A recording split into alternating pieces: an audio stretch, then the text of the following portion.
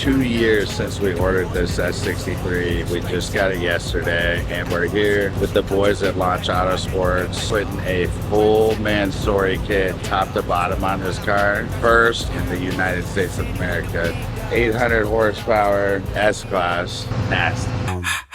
Reincarnated, I was stargazing. Life goes on, I need all my babies.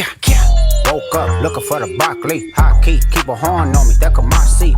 IP ownership, the blueprint is by me. We just dropped off the new S63 here to Nick at Launch Autosports. We're excited. I waited 2 years for this car. We ordered the Mansory kit directly from Germany. It took about 9 weeks to get here. Kit got here 2 weeks ago. Car got here yesterday. Gonna be about 2 weeks worth of work. It most definitely will be the first Mansory S63 in the United States.